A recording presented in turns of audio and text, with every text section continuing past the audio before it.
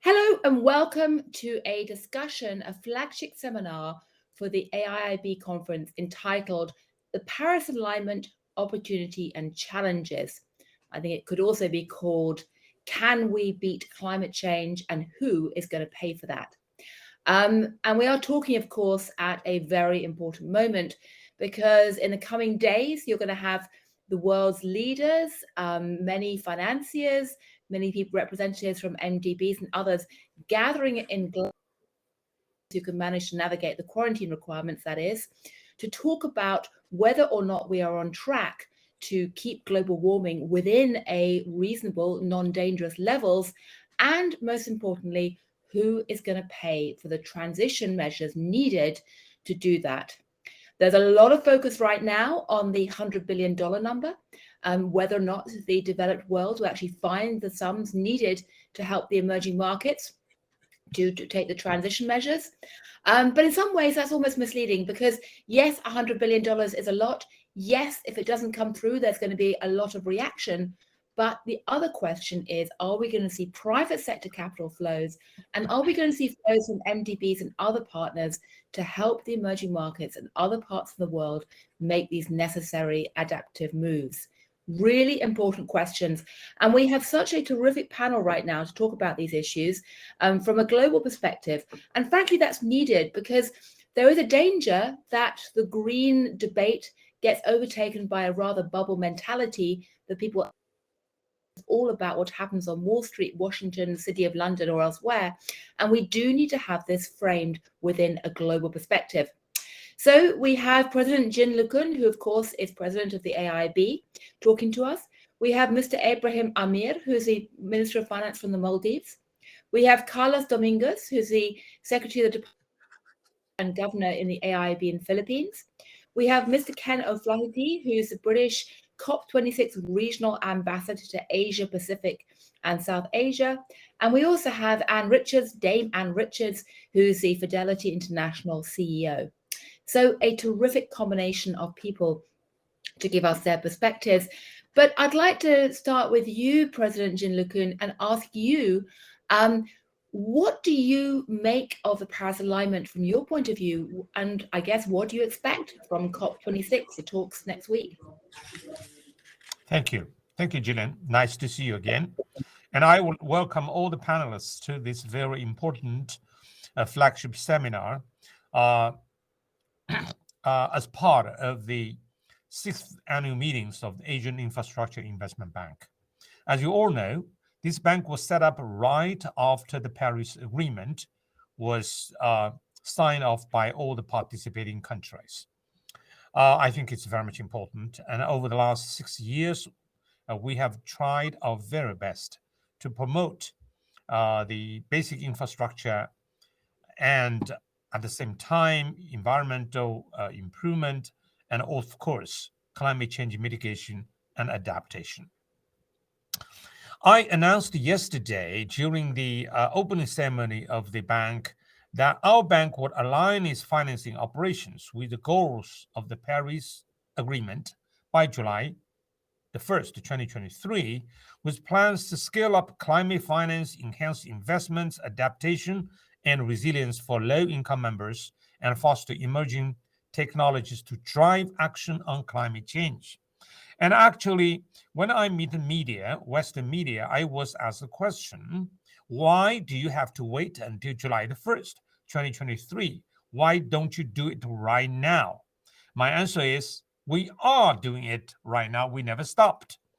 And the so-called formal launching of the Paris Agreement alignment by 2023, July the 1st, simply means that we as MDBs, multilateral development banks, are working on a methodology, and we need to test and check this methodology so that each and every institution would have their own schedule. But we are already working very hard on this. As you may know, our annual climate financing has already reached 40%. So according to the strategy, our corporate strategy, we would achieve a minimum of 50% of climate financing by 2025. So I just want to tell you there's no gap between what we plan to do and what we are doing now. But let me stop here, and then I would be very much willing to answer any questions you may have on this very important issue. Thank you. Well, thank you very much indeed. And I'm going to come back and ask you some follow-up questions afterwards. I want to hear everyone's perspective. First, I'd like to turn to Carlos Dominguez and ask you, from your perspective in the Philippines, what does Paris alignment mean to you, and what are you expecting from the COP26 talks? Yes, thank you. Thank you, President Liqun, for giving the highest priority to climate change finance in support of the implementation of the Paris Agreement. This should help signal that the period for merely talking about climate change should now move towards implementation of actual projects on the ground. The Philippines intends to be at the forefront of the fight against climate change. While the Philippines only contributes 0.3% to total greenhouse gas emissions, we committed to reducing such emissions by 75% over the next decade. This is among the boldest national goals put forward by any country. We understand the Paris Alignment Initiative as a vital step towards helping countries fulfill their commitments. Thus, we appreciate the opportunity to collaborate with the AIIB in deploying the powerful weapons of finance to fight climate change. The Philippines has been doing its part and is staying true to its commitment to the Paris Agreement. We are not yet a financial powerhouse, but we are determined to punch above our weight class in green and climate finance. In fact, we will showcase in the COP22 meeting our sustainable finance roadmap. We want to show how a developing country like the Philippines can lead in terms of mainstreaming climate change through the financial sector. To urge our people to do their part on a daily basis in saving the world's environment, we are pushing for a law banning single-use plastics. We are also slated to launch a landmark project that will accelerate our transition from coal to clean energy. Moreover, we put together a group of Filipino experts who represent all corners of the Philippines to engage fishermen and farmers in local communities to prepare them to adapt and mitigate the ill effects of climate change. We just had our first meeting with the experts last week, where we identified the top 10 climate-induced risks in the country and detailed our climate solutions and strategies to address them. We are now setting a timetable for the implementation of the action plans. Clearly, the Philippines is moving with urgency, but we have seen very little funding and actions promised by Western countries materialize. All that has been done is talk without concrete action. We need the Western countries to take responsibility for having contributed and continue to contribute the most to greenhouse gas emissions. They must be given the greater burden of paying for the grants, investments, and subsidies needed for the most climate vulnerable countries to mitigate the effects of global warming. We cannot save the planet without achieving climate justice. We have talked enough about what needs to be done. We must act now in concert and actively reduce emissions in a just and equitable manner. Well, thank you very much indeed, Secretary Dominguez. That is pretty clear. I should say that I've been speaking to a number of emerging market leaders recently, and that's a sentiment echoed across the board. But I'd like to now turn to Mr. Ibrahim Ameer from the Ministry of Finance of Maldives, which of course is a country which is truly at the front line of climate change, experiencing it in a very real sense. I'd like to hear your perspective on Paris alignment and what you expect from COP26. Yes, thank you very much. Thank you, President Jean Liqun for giving me this opportunity to participate in this very important discussion. As you have just highlighted, Maldives is a country extremely vulnerable to the impacts of climate change. The science is absolutely clear on the cause and impacts of climate change. There is enough evidence today that indicates the world's climate system is changing exponentially and accelerating beyond the expectations. It is also widely accepted that it is an undue burden to countries such as the Maldives. We face climate change effects daily. Ironically, we contribute a negligible amount to the cause of global warming, yet we are bearing the brunt of the impacts. The COVID-19 pandemic does not make things any easier for us. In addition to the human suffering, small island states like us are hit particularly hard by the economic impacts of the pandemic due to our higher dependence on tourism. And in the Maldives, the tourism sector accounts for over 50% of GDP. And while we endure the social and economic impacts of this crisis, climate change impacts are not on hold. Aligning our development and financing goals with the Paris Agreement goals is extremely important to us, but at the same time, we would like to see accelerated efforts by the developed world as well. I would like to add, we are committed to achieve the net zero emissions target by 2030. What are the challenges, you asked? Just few. As a small island developing state with capacity constraints, access in mobilizing and delivery of climate finance continues to remain highly challenging for the Maldives. I'm sure this will be the case too for all the other developing countries in the region and also the other small island developing states. At the moment, more than 35% of the climate finance investments in the Maldives are from our national budgetary allocations, and a similar proportion is made up of concessional loans that the country is obliged to repay. This is nowhere close to achieving our national development targets or build resilience plans. As we speak of Paris alignment, we expect the international community to step up in the efforts to raise ambition in climate finance and meet the $100 billion target at the earliest. It is disheartening to see we are still far from the goal to mobilize $100 billion annually by 2020. Commitments are being increased, but we are not seeing it materialize. We also face many challenges in accessing funds that are available to us. We have prepared several successive ambitious national strategies and action plans that aim to address climate adaptation and mitigation. Yet when it comes to mobilizing the resources needed to implement these strategies, we have faced so many hurdles that the majority of our plans have remained unfunded and unrealized. I want to highlight the importance of simplifying access to funds for vulnerable small island developing states like ours. As we have limited capacities to prepare cumbersome bankable documents, aside from this time is critical for us as our islands are being eroded by the minute. Yet we are asked to provide scientific evidence for this very noticeable erosion. It is critical that we have easy access to grant-based finance for countries like ours to address and enhance our climate action policies and actions.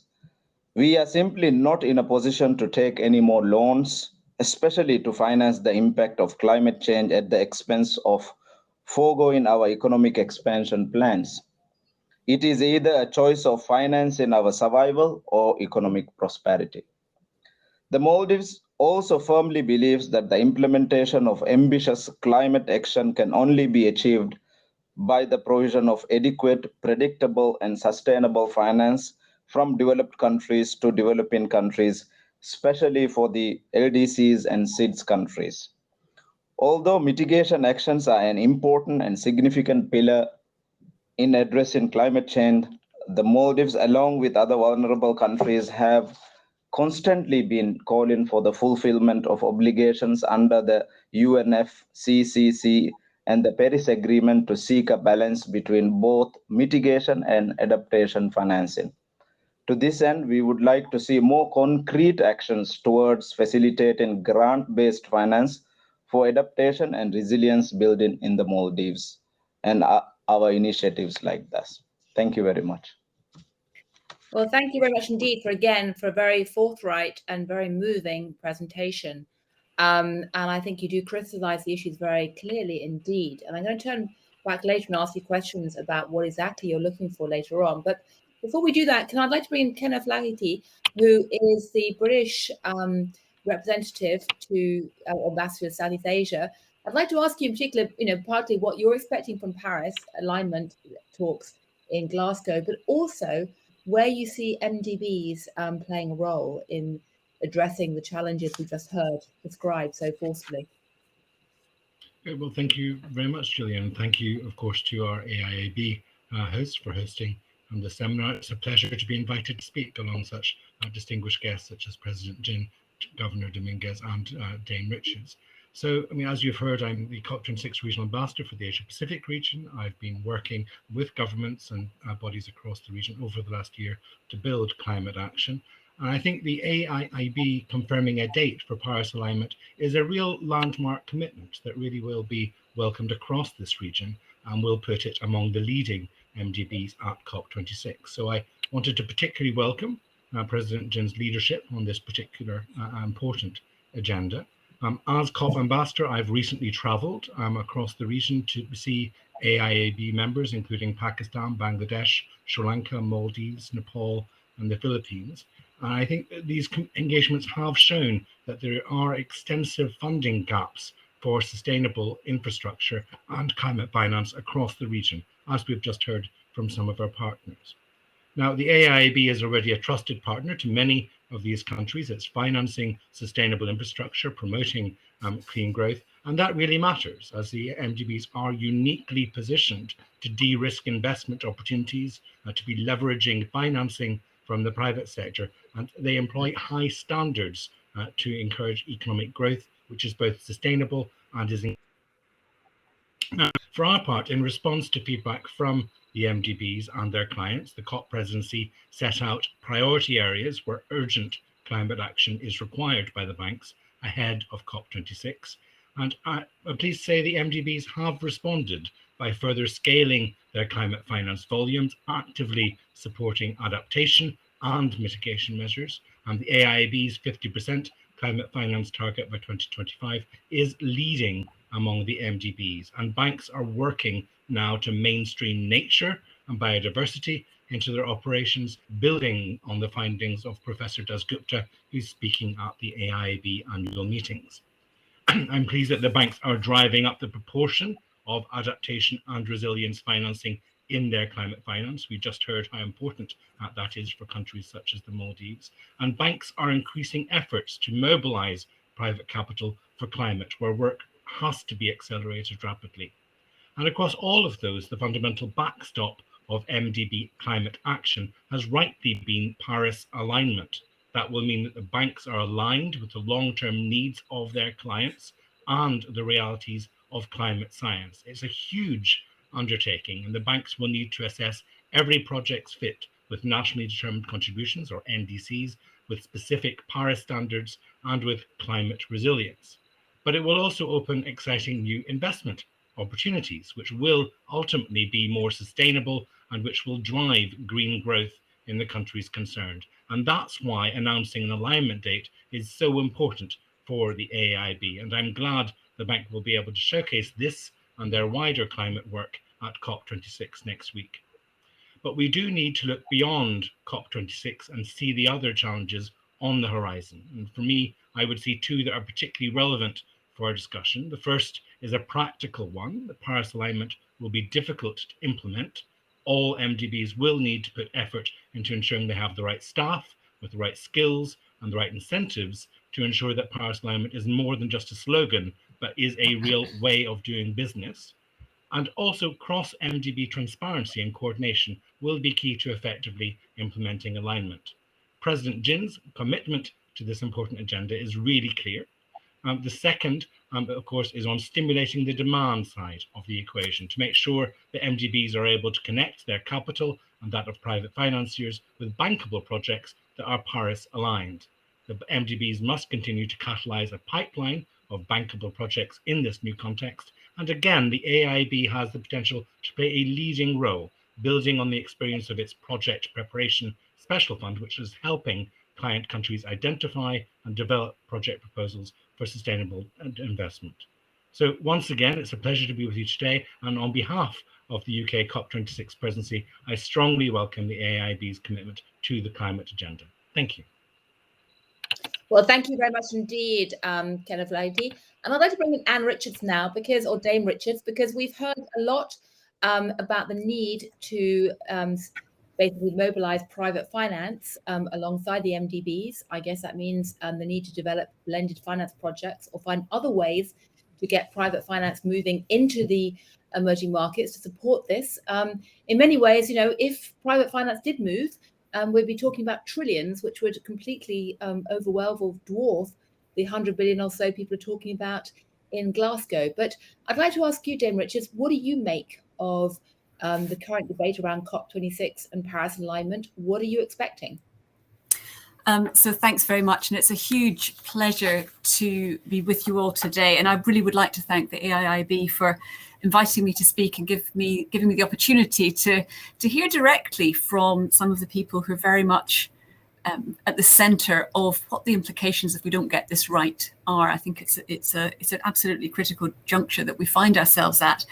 And I really would like also to acknowledge the work that the AIIB itself is doing to align with those Paris Agreement goals, because we all know we have a journey to travel here.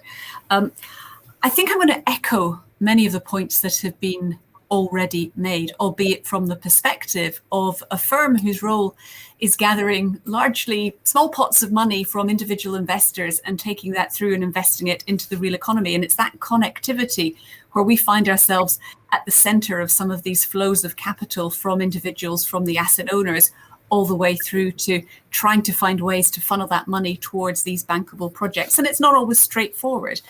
I think, as we've already heard, the development banks have an absolutely crucial part to play in joining up some of these public and private flows, and particularly directing them towards this decarbonisation agenda. So there's much for us all to do. Now, we all know that, returning to your question, Gillian, that the phrase Paris alignment refers to that magic number, 1.5 degrees of warming. And we know that it is really critical that we limit global warming to that 1.5 degree target, because the consequences if we don't are extremely far reaching. And we can't afford now to start shifting those goalposts just because it feels like action today is too difficult. And I think that's one of the really important messages that will be coming out of COP26 next week. If we slip now, it will make further slippages in the future even more likely, with very, very serious consequences. For us in the investment world, in the financial world, what that means for Paris alignment means making the goals of our financial ecosystem consistent with the needs of our environmental ecosystem. And how, through all the multiple different ways that this can happen, how do we make sure that it will happen? And there is, as we've already heard, there is a need for us to change course quite radically, because we are simply not moving fast enough. Now, from the perspective of a private investor like ourselves, it is clear that public policy is an enormous part of it. And we do need countries to step up with those NDCs, those nationally defined contributions, both in terms of the size of the pledges that are being made and making them legally binding in law, because it's too easy to make a grand number that is going to be the responsibility of somebody in the future to do. We need real and concrete action. But notwithstanding that, there is still an awful lot that the financial world can and should be doing. For example, banks and the lending standards that they use, asset managers and our capital allocation decisions, and a whole bunch of other things that go on in between that. And as has already been mentioned, figuring out how we serve emerging economies in this is an absolutely crucial part, because this has to be a just transition as well as a rapid transition. And we know, as has been well articulated, that developing economies suffer from some particular challenges which developed economies have a long-standing responsibility to help address. They can't ignore the fact that they have helped create part of the challenge that emerging economies are now wrestling with. So building up the Green Climate Fund is a crucial part of this, and the multilateral development banks also, that verification, that ability to give that stamp of approval to ensure that projects can be independently verified as actually delivering the aspiration that they're set up to do. I think that will be very important in building the consensus and building the confidence to help some of this money flow where it needs to flow. Now, very specifically in our business, we have two real levers, I think, that we can and should pull. And the first is operational. The first is in our own business. It's about what we're doing within our own business. And we've set ourselves some very specific goals as a company as to what we want to do within our own operations so that we will be net zero. We've brought that target forward, in fact, to 2030. But we're also setting ourselves a target in the portfolios that we manage for other people to halve our carbon emissions again by 2030. So we're trying to think about how we can reduce the impact both of our direct Scope 1 and Scope 2, if you like, emissions, but also the Scope 3 emissions through the portfolios that we run on behalf of other people. So our aim is to really think about how we bring that to a real world impact. And one of the important parts of that is the second lever that I just wanted to touch on, which is how we do it. So we run something like 800 billion of assets on behalf of other people. It's not our money, it's other people's money. And we're setting in place policies to make sure we do that in as carbon sensitive of a way we can. But what we don't want to do is simply shuffle the problem away from our own portfolios into other people's portfolios. So we've built an ESG framework. We're really harnessing the insights that our analysts and our portfolio managers bring from the engagement that they do on the ground. We're seeking proper disclosure from companies that we invest in, but we also want to work with those companies, even those that have a less than perfect profile today. We want to engage with them and help them, bringing best practice to them to really find ways of changing their own profile so that over time we can work across the entirety of our portfolio to drive emissions down. So there's a positive side to this. We are seeing already in the investments that we look at a lot of really exciting innovation and technological changes, which we think actually bring huge opportunity, huge investment opportunities, which will create jobs, which will create new ways that we haven't even thought of yet for driving these challenges. But we don't have time, and it's keeping that sense of pace, keeping that sense of urgency going is one of the most crucial things that I think we need to get out of COP26, because we bear a huge responsibility today for what will happen in subsequent generations. So I'm going to stop there, Gillian. There's lots of other stuff that we could come back onto, but I'll hand back to you now. Thank you. Well, thank you, Rosh. Indeed, a lot of questions that I do want to come back to do with the question of, what you do or don't think the role of blended finance could be with the MDBs, and how you think it's possible to create a kite mark, if you like, to give you the reassurance that money's flowing into credible projects. But before I do, I'd like to go back to President Jin and really ask you. So you laid out this vision of 50% climate financing for the AIIB by, I believe, 2023. And I'm curious, but correct me if I misheard you on that one. I'm curious, that sounds like a lot of work. Is this going to be a cost or a potential business opportunity for you? And to what degree do you expect to be able to work with the private sector and create blended finance initiatives going forward to try and channel this money that Anne is talking about, Dame Richards is talking about, into these projects? Thank you, Gillian. First, about the numbers, we aim at reaching 50% of the total financing approvals every year by 2025. And another number is between 2019 and 2030, the total financing of Asian Infrastructure Investment Bank would be $50 billion. So these are two ambitious figures for a new bank. We are only 6 years old, a toddler, but we are very ambitious. Now, what does this mean? I think putting all of the resources together of the multilateral development banks is still very much limited compared to the vast needs of the resources for climate change financing. But the developed countries and vast number of developing countries can all work with MDBs so that with concerted efforts, we can mobilize more resources as much as possible. I would like to point out that it's essentially a matter of resource reallocation. Where does the money come from?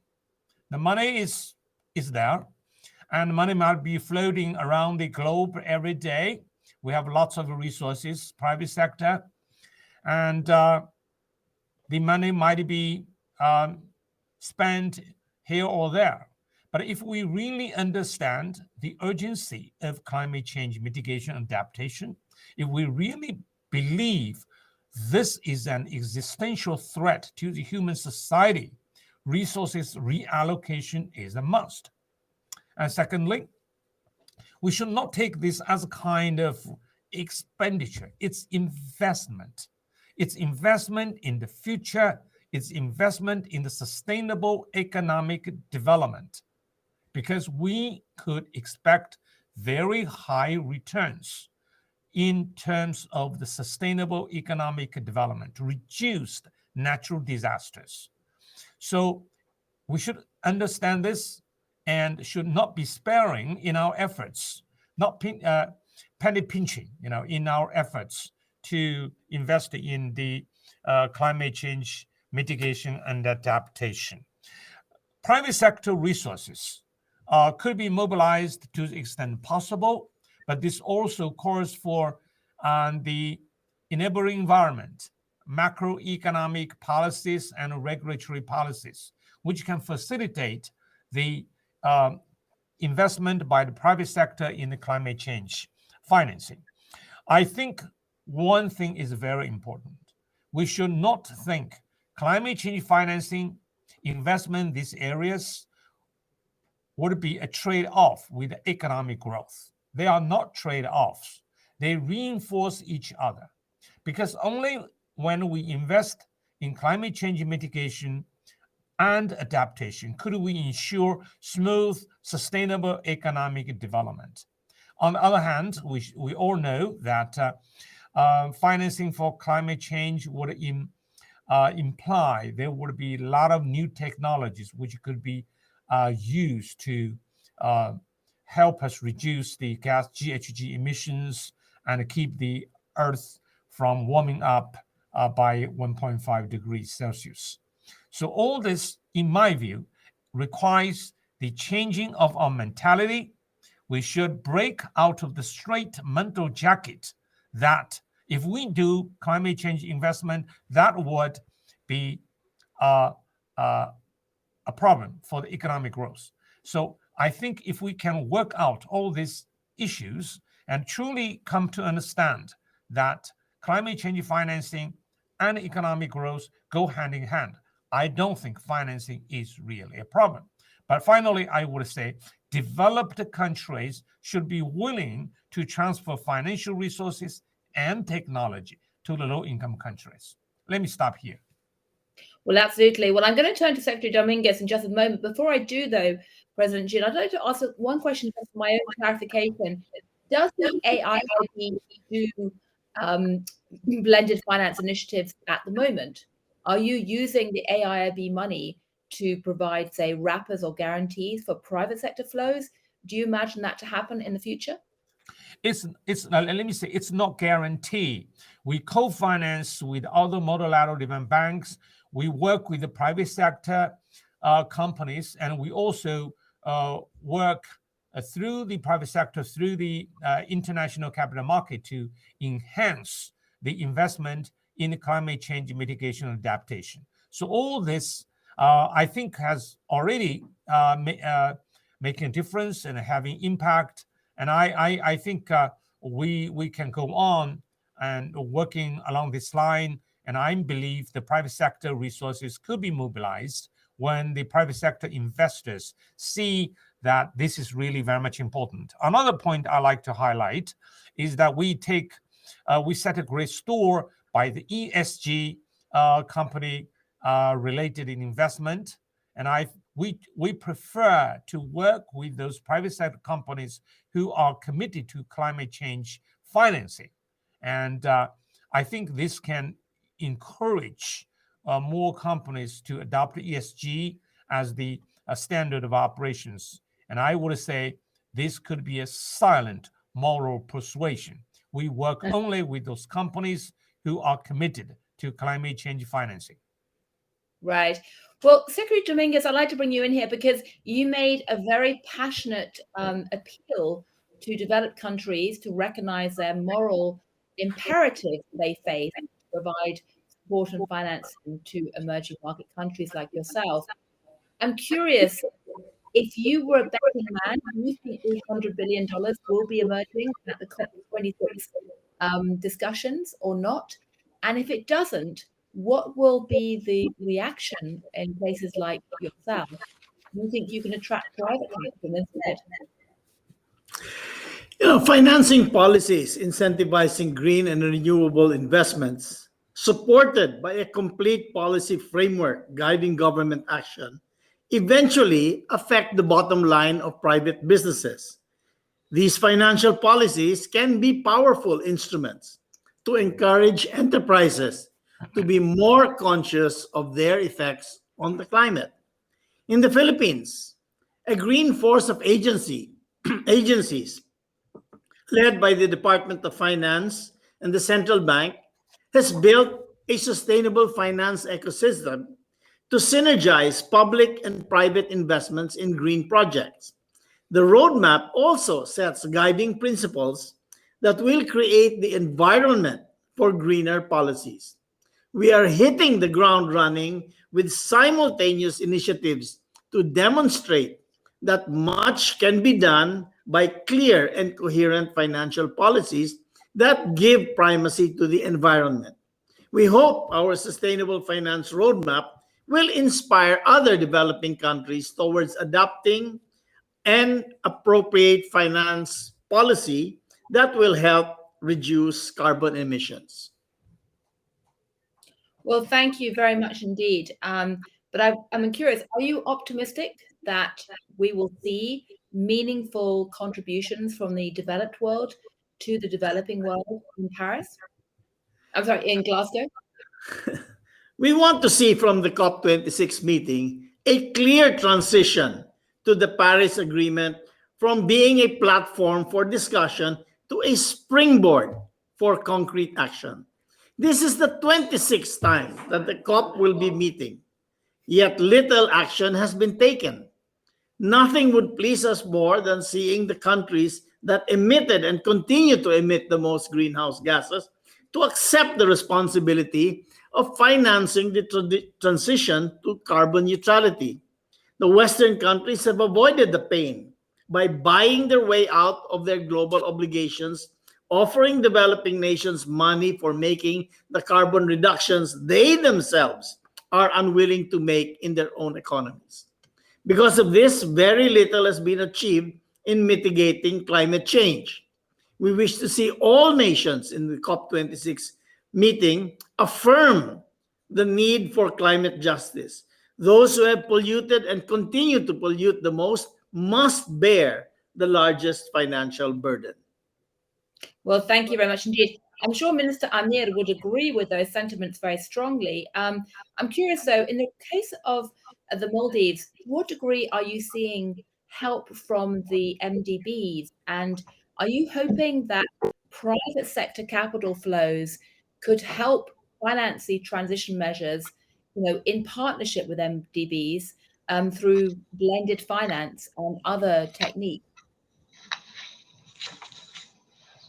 Yes, thank you very much. Actually, we already have some projects carried out with the assistance of MDBs with blended finance. We are very thankful to AIIB also for investing in our renewable energies. So that is something that we are currently undergoing also. So, but I want to highlight that we are actually at a critical juncture of our development journey. We are preparing to undertake mega growth enhancing projects that will enhance our unique tourism sector and pave way for our diversification, while also tackling the adverse impacts of climate change. We ask for one main assistance, that is to access increased and cheaper financing. This can be facilitated through innovative financing mechanisms and collaborative efforts to channel grant funds towards climate vulnerable nations like ours.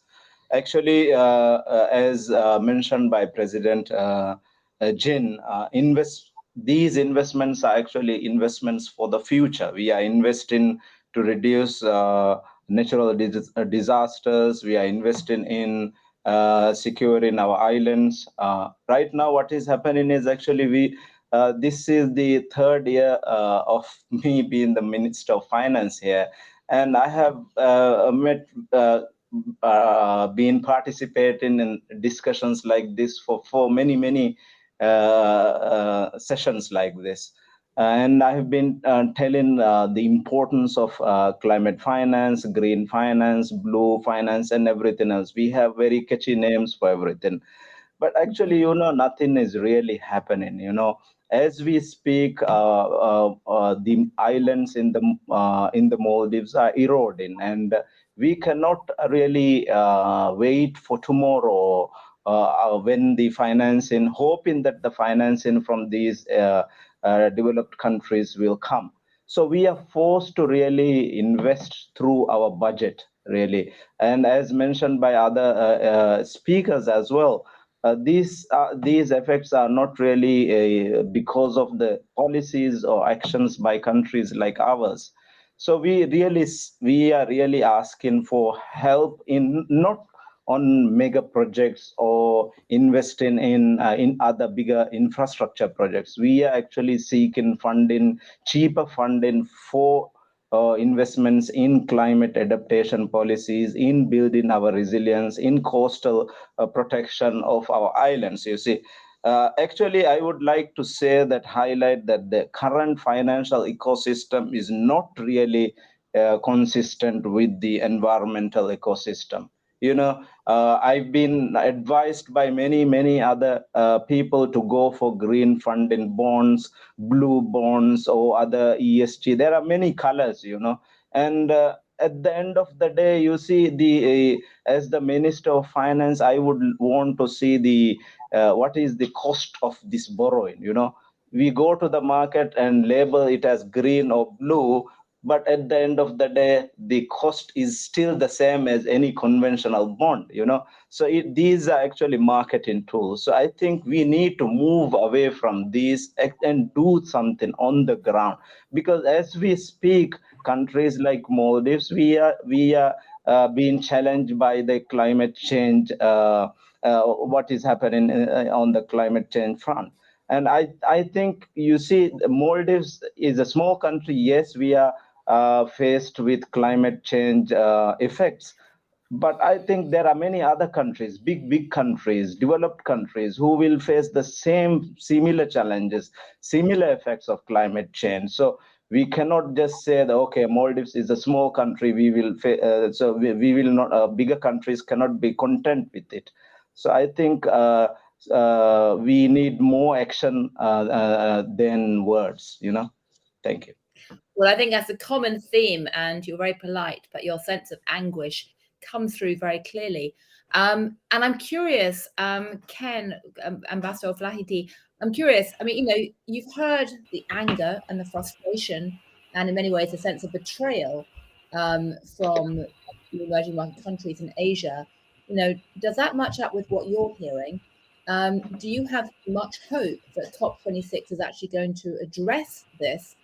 And if you were a betting man, what odds would you put on $100 billion coming through in terms of the pledges that they were supposed to come from the developed world to the developing world? Sure. Well, I mean, obviously my role takes me across all region, and I think I would say that in the year and a half I've been in this role, I think I have seen dramatic progress in terms of the Asian governments are attaching to this agenda. We've seen major economies, of course, like Japan, South Korea, and China, take action with net zero targets last year. Rush of these announcements from governments across the region, most recently, for example, Sri Lanka and Malaysia. So I think that does reflect the fact that governments are recognizing there is an existential threat to our planet, and that it is essential to limit global warming to 1.5 degrees, and that the major emitters and major economies within this region have a strong role to play there. I think it's helped by the fact that this is the renewable energy and green tech sectors will be the growth sectors of the next decade. Solar is now in coal and fossil fuels in the vast majority of countries worldwide, including in this region. But what we're also hearing is that countries need help with that transition. Often the installation of renewable produces new demands on grids, for example, and that's also an area where we want to make progress at COP26 in ensuring that support can be provided. I think I also hear very strongly the message around the need for greater focus on adaptation and on resilience. I visited myself the Maldives just a couple of months ago. I saw for myself the impact that rising seas are already having on islands within the Maldives. And of course, that applies across the region. And the Mekong Delta stands to be devastated by rising sea levels if urgent action isn't taken. So there's a clear recognition, I think, of the need for action. I think we are seeing greater recognition of the need for finance to support that. On finance, of course, we've seen the recent report from the COP26 presidency and looking at the prospects for the $100 billion. I think that set out on the current commitments made most recently. We are due to be meeting that goal by 2023, but as presidency, pushing all donors, both multilateral and bilateral, to be stepping up further at COP26. And so we do very much attach a great deal of importance to the 100 billion goal, and it's been a key theme of our interventions across the region over the last couple of years.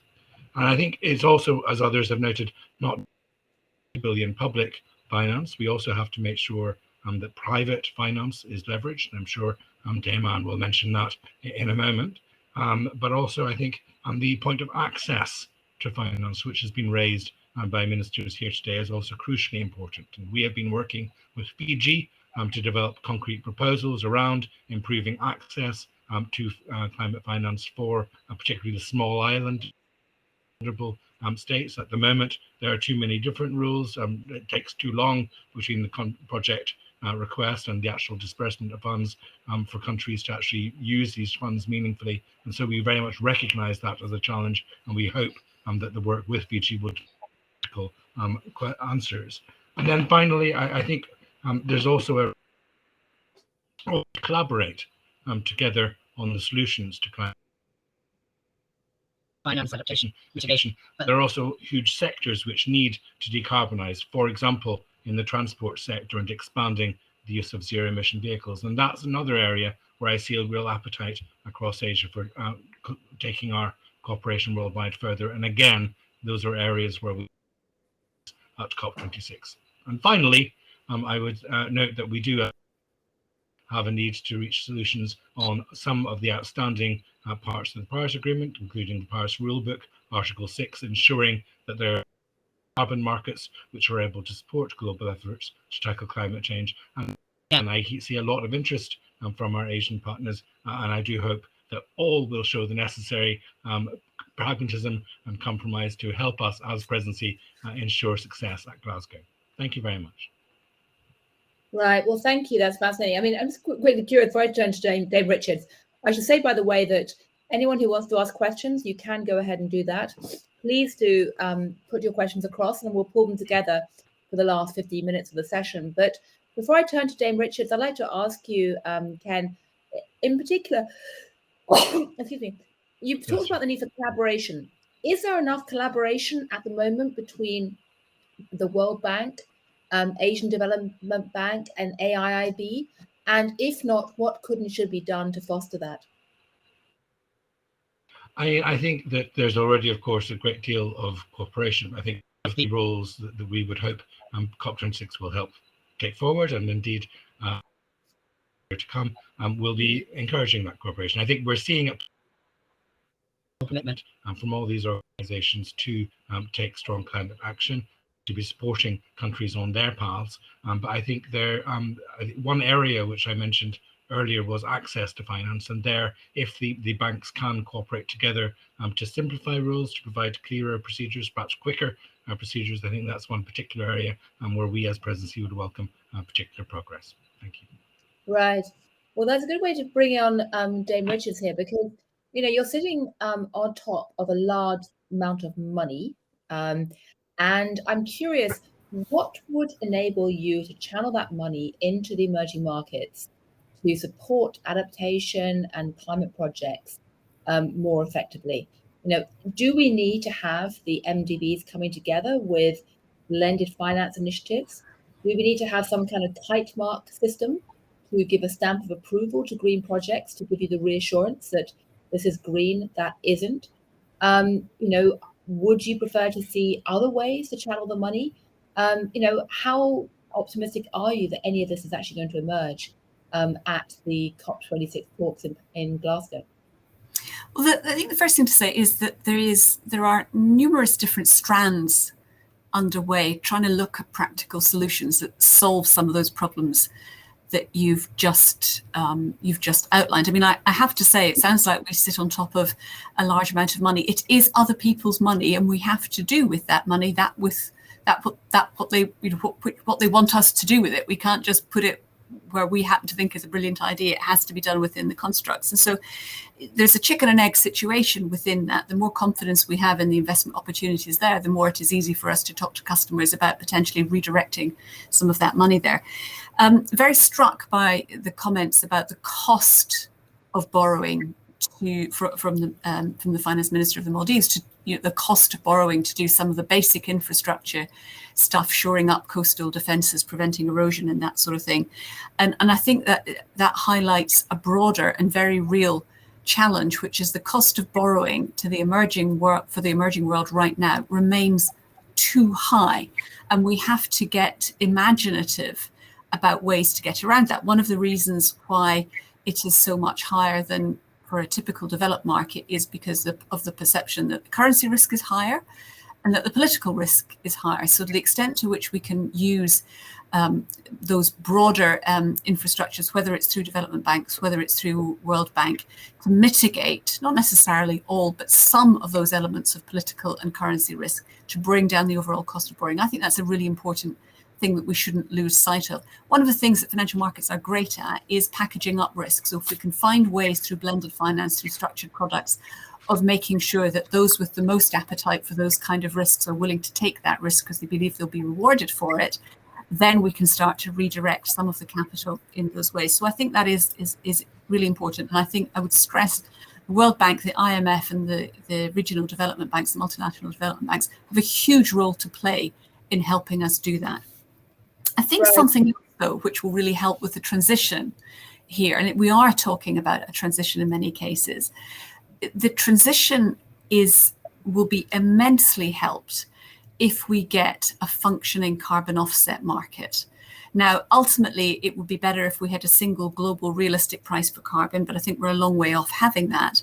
But an efficiently running carbon offset market, which, for example, would give cash credits to the Maldives for the investment that it's putting into shoring up environmental defences, which will help a fossil fuel, perhaps heavy company, bring its commitments forward. Those are the sort of bringing together of two sides of the equations, which I think will help with this transition phase. And the transition is as important as the end goal in that. So I think there are a number of different parts to this. There's no one single silver bullet which will solve all of them.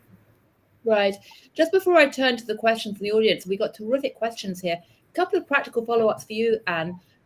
Firstly, if you had some kind of FX pooling mechanism, would that help to make it easier to unlock private flows? Because that's one of the ideas being kicked around for Glasgow, along with the idea of introducing some kind of kite mark system that gives private sector investors, confidence that what they're actually investing in is real, which could be done in tandem with the MDBs potentially. So I think there are some people for whom taking away some of that currency risk through some sort of pooling mechanism, that will be immensely interesting and a useful thing to do. I think your point, the reason that I really support the fact you continue to emphasize the kite mark, because the verification part of this, to make sure that if you're investing in something that is a reforestation project or is a solar innovation project, whatever it might happen to be, to have an independent body which is effectively saying, yep, we go in and audit once a year and we can commit to the fact that, yes, it's continuing to progress in the way that we thought it would. I think these are really helpful elements to that. And things like the development of those sustainable accounting principles as well, which can then be applied to project finance in some way. These are all steps which take us from what at the moment is a very ad hoc way of trying to figure out and quantify what is actually being done on the ground, what's the right price for that, how do you balance the political risk, how do you balance the risk of political expediency in the short term, trumping what actually should be the long-term political goal, which is something that I think we encounter not just in emerging economies but in economies generally. All of those things are quite important, and I don't think you have to solve every single one of them, but I think we do need to solve a number of them quite quickly, or get us in a path to more transparency to help give that confidence to bring down that funding gap, that cost of funding gap, so that we can start to channel more of the money where it needs to go to in an affordable way. Right, well, thank you. Well, we have a lot of great questions. I should warn you, President Jin, most of the questions are directed at you. And one of the first ones I'd like to pick up on, which is really to do with the issue of transparency again. I'm going to read the question out at some length because it needs to be understood in context. But it's from Pedro, who says that following the announcement on Paris alignment by July 2023, it is important to understand the detail, including priorities, roadmaps, milestones, not just for MDBs in general, but for AIIB specifically. Now, the AIIB, this is the question, not my comments, the question. To date, the AIIB has rejected calls to follow other MDBs in publishing these details in a climate change action plan or strategy. Will the AIIB now develop a climate change action plan? By when, and how will stakeholders be involved? Thank you very much. Thank you for the question. As I said, MDBs are working together to develop the methodology by which MDBs would finance infrastructure for financing climate change projects by the same kind of standard. And we are working along this line, and we are actively promoting the climate financing with the member countries. And I believe that once the methodology is fully worked out and adopted by all of them MDBs, we would have no difficulty working out our respective climate financing action plans. And I don't think we are not transparent, and we will certainly continue to work with the client countries and NGOs and CSOs for them to see clearly what we are doing, and we will also make publications of what we do moving forward. I don't think it's a problem, but we are now gearing up already, as I said, in anticipation of the full launching of the Paris alignment investment programs. So basically, once the other MDBs agree on some kind of framework for transparency, you will join in. Is that roughly the message? We are working with all of these institutions, and I do believe our policies are very transparent and our operations are very transparent. And I think in this regard, we are not trailing other MDBs. Right. Well, you can take it as a compliment, President Jin, that you're getting a lot of tough questions, because clearly, in the name of transparency, you have a number of people in the audience who want to ask you these tough questions. So the next tough question is, currently, the AIIB spends nearly twice as much on fossil fuels as it does on renewables. To align with Paris, will the AIIB announce a ban on public support for fossil fuels in line with IEA recommendations? And if not, why not? I could not hear clearly, probably because of the signals may not strong. And could you please repeat the question? Absolutely. The question is from Kate Geary. It is, currently, the AIIB spends nearly twice as much on fossil fuels as it does on renewables. To align with Paris, will the AIIB announce a ban on public support for fossil fuels in line with IEA recommendations? If not, why not? So essentially, President Jin, are you going to withdraw from financing oil and gas and other fossil fuel projects? We are already financing a lot of renewables. Climate change mitigation adaptation account for already 41% at this stage. And by 2025, we would achieve a minimum of 50% of financing approvals. So I don't see why there could be the number which is twice as much as we do in the fossil fuel. And as you know, in our energy strategy, we would review, update our energy strategy later this year and early next year. So over the last 6 years, we have not financed any coal-firing power generation. And I can assure you, with the new updated energy strategy, we will not do any coal, and we will be very explicit, no coal would be ever considered.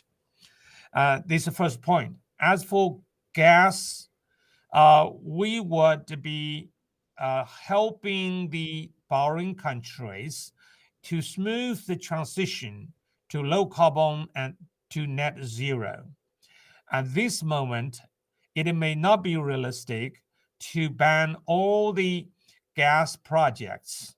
But what we do is to focus as much as resources on renewables. And even if we do gas, we want to make sure the project would be carefully selected and it will be contributing to the smooth and accelerated transition to low carbon and net zero. Thank you, President Jin. Before I come back to you with some of the other questions, I'll give you a break because I have questions for the other panelists.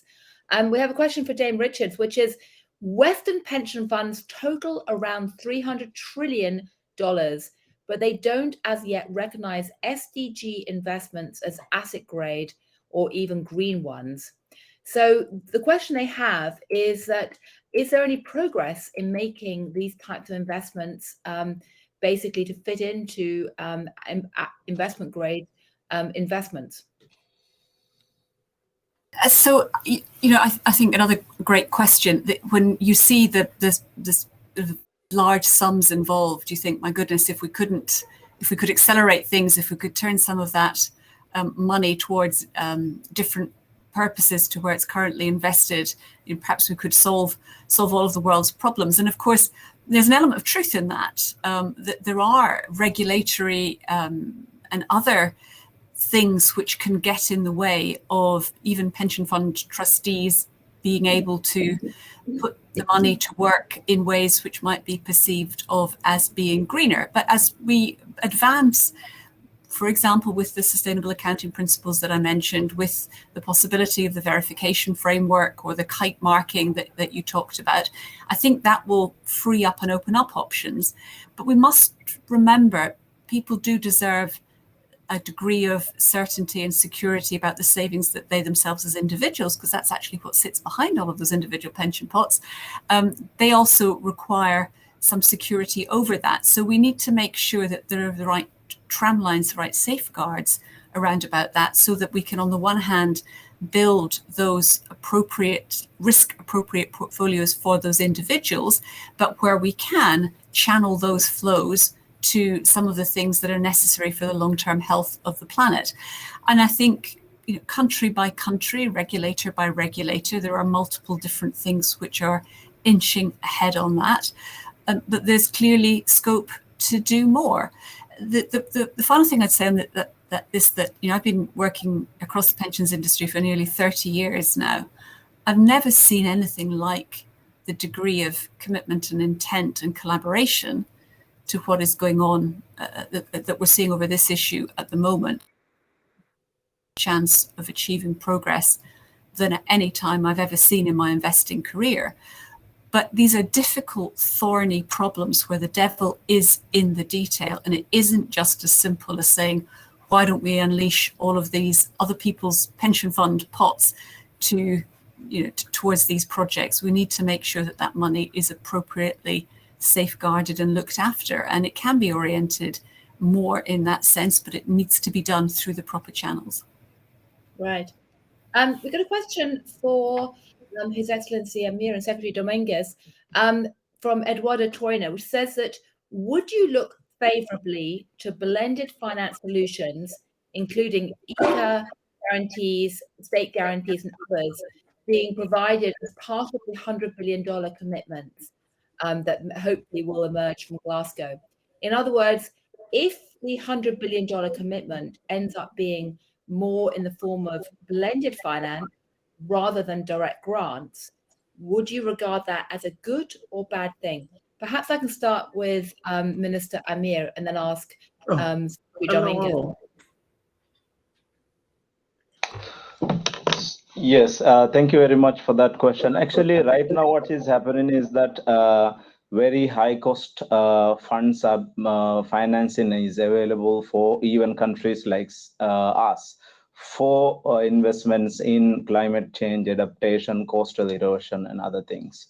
So for countries like us, even if it is not grants, but guarantees given by other multilateral development banks, like maybe MEGA guarantees or whatever, we will obviously be happy with that, because at the end of the day, the current cost of borrowing is very high compared to maybe what we will get with the guarantees, partial guarantees given by MDBs. In fact, I've been saying this since 2019, the first World Bank IMF annual meetings that we had in even in 2020. I was talking about introduction of guarantee schemes whereby developed nations and multilateral agencies can actually back our sovereign issuances to de-risk and potentially lower the cost of borrowing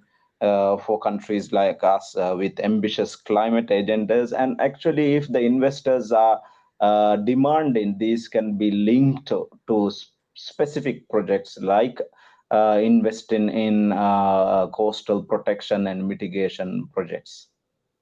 Thank you. Secretary Dominguez, do you have a view on whether you would be happy with a range of blended finance projects out of that $100 billion, or do you actually want $100 billion grants?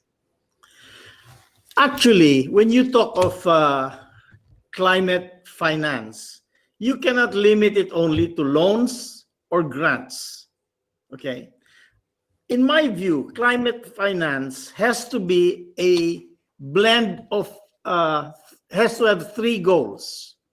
Number one is to provide grants to improve the capacity of the people in the climate vulnerable areas to be able to have the capacity to mitigate and adapt to the climate change situation.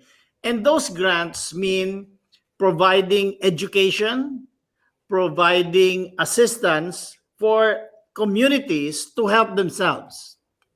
The second part, of course, is investments. And those are investments in projects that will have a return.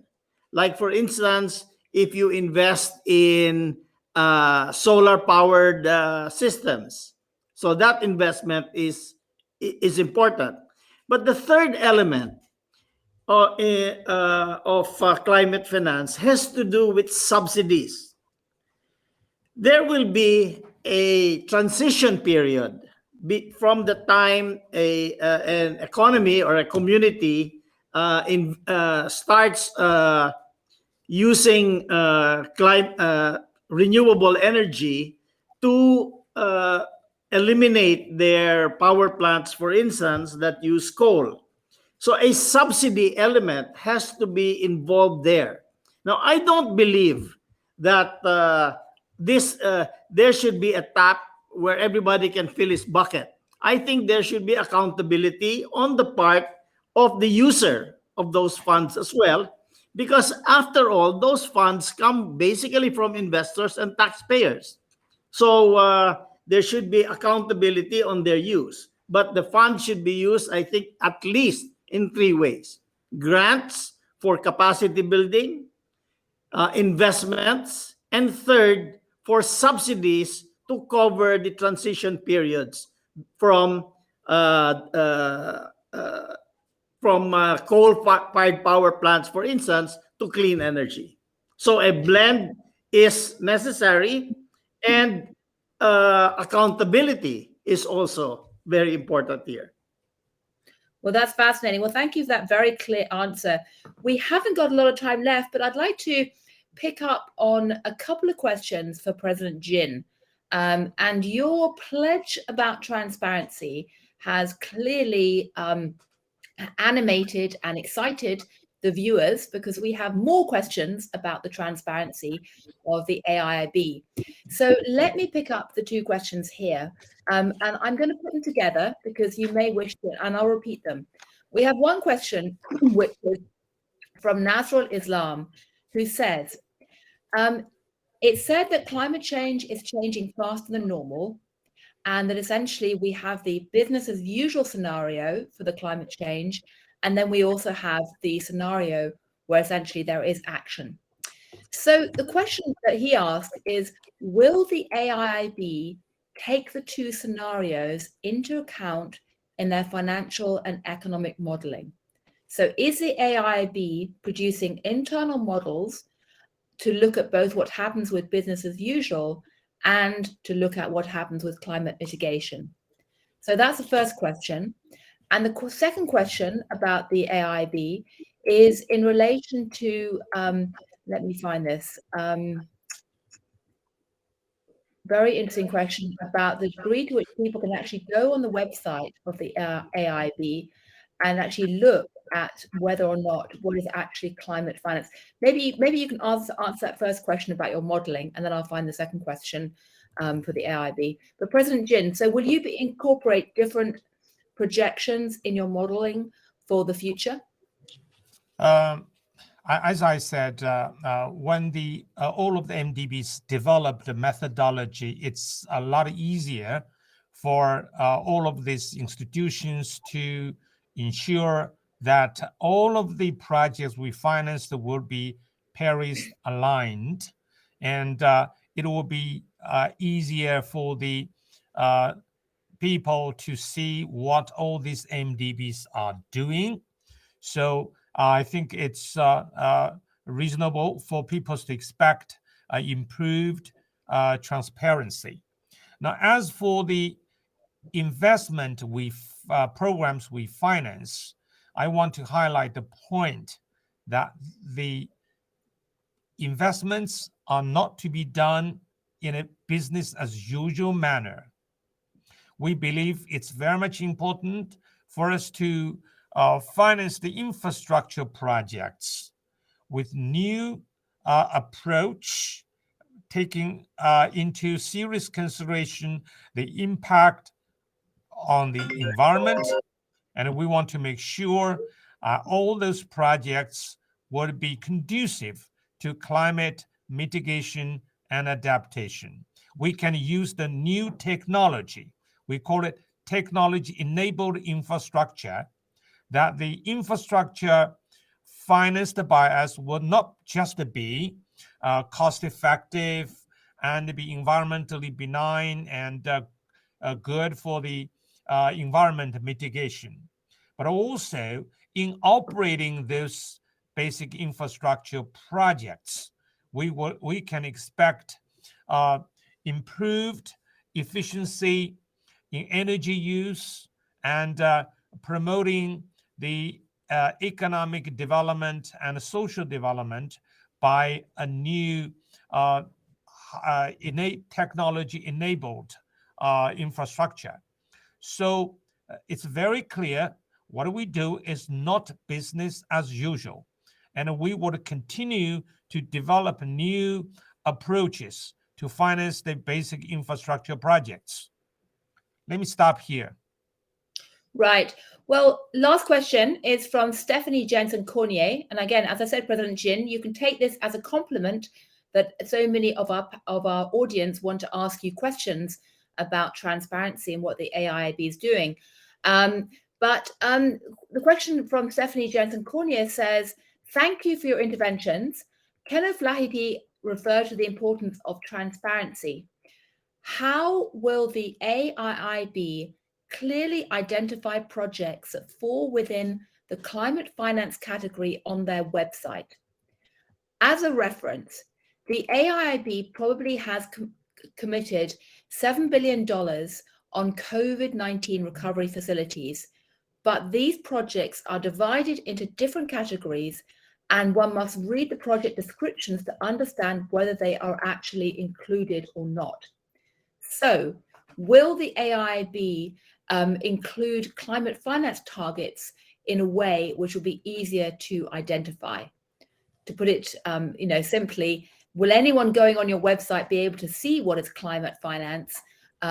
Will you learn the lessons from some of the confusion around COVID-19 financing? Will there be an easier, an idiot's guide to understanding what you're doing for people like me as journalists who are always, idiots and like to have idiots' guides?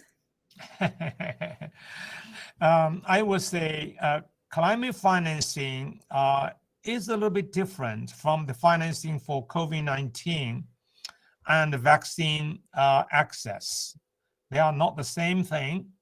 And in the case of COVID-19, we did a lot of things such as improving the healthcare systems.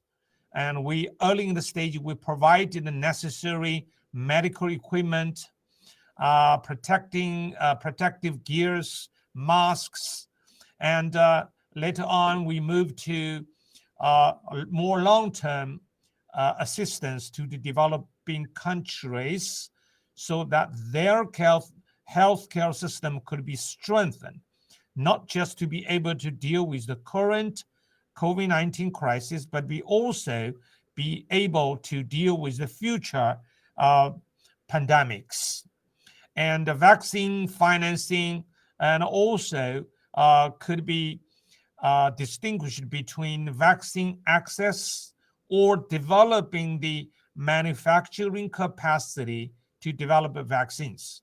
So when you look at the COVID-19 financing, you also have all these different kind of operations. When it comes to climate change mitigation and financing, I think it will be probably more complicated. You could do renewables, solar, windmill, hydro, and you can also do energy efficiency project. You improving the transportation system so that they could be more energy efficient. And also, you may also develop new technologies, which can either develop new source of energy or improving the efficiency of the existing technology. There might be something we do not even expect at this stage. But what is important is for the societies to know what we are doing, where the money goes, what are the impact. This kind of information certainly would be made public. And we are improving our operations. We are improving the way we communicate with outside, and certainly, and there's room for us to further improve our design of website so that people will know better what we are doing. Well, thank you very much indeed. We are sadly, very sadly, pretty much out of time. It's been a fascinating discussion in many, many ways. It's delivered both good and bad news. The good news is that we are having this discussion. If you go back 5-10 years, this type of frank discussion about how to deal with the climate crisis was not occurring. The other bit of good news is that this is occurring in a more geographically balanced way, in that we are having the Asian voice, the emerging markets voice, which has been far too concealed for far too long, actually at the heart of this conversation. Another bit of good news is that we've heard a lot about the need for collaboration coordination. Institutions like the AIIB are now working, as President Jin has told us, with the other MDBs to try and thrash out common frameworks for disclosure and transparency. And as I've said several times, the fact that President Jin has had a number of questions about transparency with the AIIB might be seen as a challenge, but it might also be seen as a compliment, because expectations and scrutiny is rising as there is a drive towards more coordination and a recognition this really needs to be a collaborative measure. The bad news is that, of course, the planet is still heating up. As we saw Antonio Guterres, the UN Secretary General, comment this week, on current trajectory, we are not going to keep the climate change within the goals we need to avoid potentially catastrophic outcomes. And the other bit of bad news is that, as we've heard right now, there is a lot of anger, quite rightfully, among the emerging markets about the degree to which developed countries have been dragging their feet in terms of providing financing. We have a comment, not a question, from one person watching, Lo Cheng, who says that developed countries should pay close attention to making up the gap of the $100 billion of financing, which is a major issue related to mutual trust between developing and developed countries. Absolutely right, in my view. So I will just end by saying thank you very much indeed to everyone who sent in questions and comments from the audience. Thank you to the panelists for this very live discussion. And we all look forward to what's going to happen next week to see whether it can provide any answers or not. Let's hope it can. But perhaps most importantly, let's hope that after the Glasgow meetings, these very important debates carry on with the full global participation we need to really try and tackle climate change, and also with participation of both the public and private and philanthropic sectors. So thank you all very much indeed, and best of luck in charting a course forward. Thank you. Thank you, Jillian. Thank you.